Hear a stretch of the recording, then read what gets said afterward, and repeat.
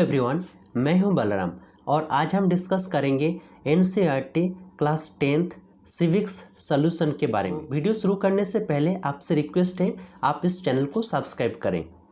अगर आप class 9th standard के स्टूडेंट हैं या सीबीएसई बोर्ड एग्ज़ाम के लिए तैयारी कर रहे हैं तो आप इस चैनल को जरूर सब्सक्राइब करें, क्योंकि ये चैनल टोटली सोशल साइंस के ऊपर डेडिकेटेड है। तो चलिए शुरू करते हैं।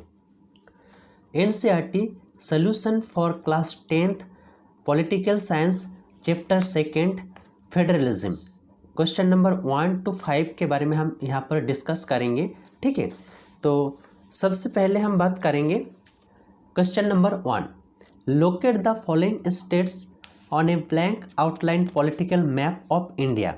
मणिपुर, सिक्किम, छत्तीसगढ़ एंड गोवा। ठीक है, तो आपको एक आउटलाइन मैप में इस राज्य को लोकेट करना है। ठीक है, तो आप स्क्रीन में भी देख सकते हैं आउटलाइन मैप। तो हम लोकेट करेंगे आउटलाइन मैप में मणिपुर, सिक्किम, छत्तीसगढ़ एंड गोवा। ठीक है, आपने देख लिया मैप में लोकेट हो चुका है। ठीक है, next question number 2। Identify and set 3 federal countries other than India on a blank outline political map of the world. Blank political map of the world में हमें देखना होगा 3 ऐसा कंट्री जिसमें फेडरलिज्म है। जो 3 ऐसा फेडरल कंट्री को हमें लोकेट करना होगा भारत के अलावा। तो हम यहाँ पे लोकेट करेंगे मेनली अमेरिका, यानी कि USA, United States of America, Germany and Australia. ठीक है, तो आप आउटलाइन मैप देख सकते हैं स्क्रीन में। तो इस तरीके से आप लोकेट करेंगे। सबसे पहले हम लोकेट करेंगे USA, United States of America, Germany and Australia. ठीक है, आप स्क्रीन में देख सकते हैं। Next question number 3। Point out the features in the practice of federalism in India that is similar to and one features that is different from that of Belgium.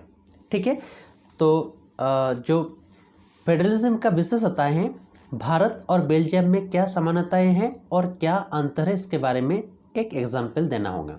ठीक है, तो इससे इस क्वेश्चन का पहले समझ लेते हैं। देखिए, भारत और बेल्जियम का जो फेडरलिज्म है, दोनों देशों में सेंट्रल गवर्नमेंट और स्टेट गवर्नमेंट है। ठीक है, तो ये एक सिमिलरिटीज हो गए। वही अगर देखें, बेल्जियम में कम्युनिटी गवर्नमेंट है। ठीक है, तो जो कि भारत में नहीं है। ठीक है, तो इस क्वेश्चन का आंसर आप इस तरीके से लिखें। ठीक है, मैं आपको बता देता हूँ। क्वेश्चन एक बार और रिपीट कर रहा हूँ।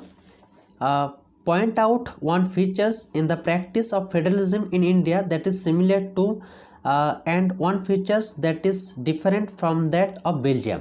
ओके, तो इसका आंसर आप इस तरीके से लिखें।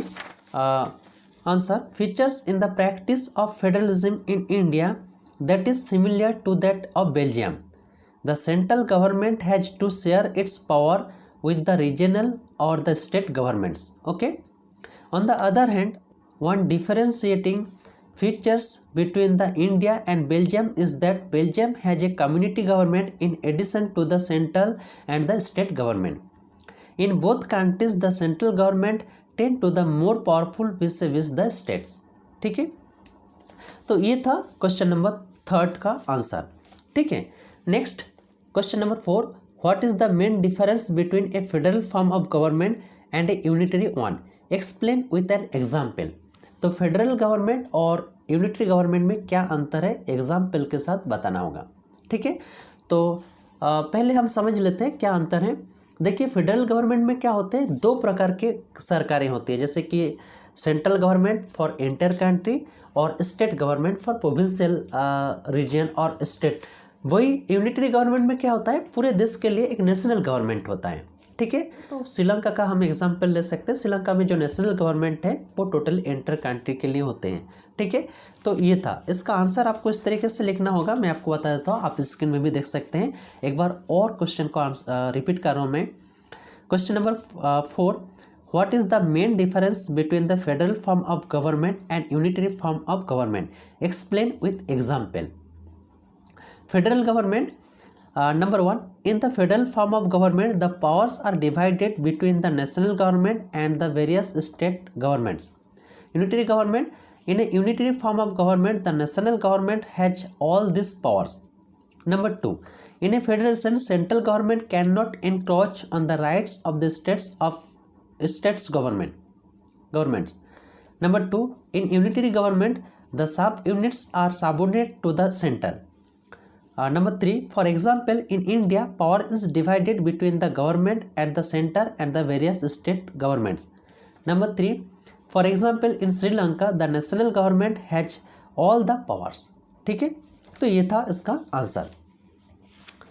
Next question number 5, state any two differences between the local government before and after the constitutional amendment in 1992. ठीक है, तो कॉन्स्टिट्यूशनल अमेंडमेंट से पहले यानी कि 1992 में जो कॉन्स्टिट्यूशनल अमेंडमेंट हुआ था उससे पहले क्या स्थिति था लोकल गवर्नमेंट का और उसके बाद क्या स्थिति था. ठीक है, तो पहले हम समझ लेते हैं.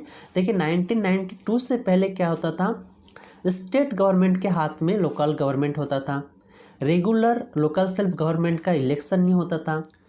1992 के बाद लोकल गवर्नमेंट में जो चेंजेस आया था, जैसे कि रेगुलर चुनाव के लिए कहा गया था. इसके अलावा एक सेपरेट इलेक्शन कमीशन बनाया गया था लोकल सेल्फ गवर्नमेंट का इलेक्शन कराने के लिए. ठीक है, इसके अलावा सीट रिजर्व किया गया था मेनली वुमेन के लिए. ठीक है, इस तरीके से प्रावधान किया गया था. ठीक है, तो इसका आंसर आप इस तरीके से लिखेंगे. क्वेश्चन एक बार और रिपीट कर रहा हूँ. State any two differences between the local government before and after the constitutional amendment in 1992. Local government before 1992, number 1, election were controlled by the state and not held regularly. Number 2, local government did not have any powers of resources of their own. Number 3, there were no independent institutions or separate election commission. Local government after 1992. Number 1, local government have got some powers of their own. Number 2, election are held regularly. Number 3, an independent state election commission is responsible for conduct the elections. ठीक है, तो इस तरह आपको इसका answer लिखना होगा. ठीक है, तो आशा करता हूँ आप समझ गए होंगे. ठीक है, इस वीडियो को आप लाइक करें, शेयर करें और इस चैनल को सब्सक्राइब करें. तो मिलते हैं एक नए वीडियो में नए कंटेंट के साथ. तब तक के लिए इजाज़त दीजिए. धन्यवाद.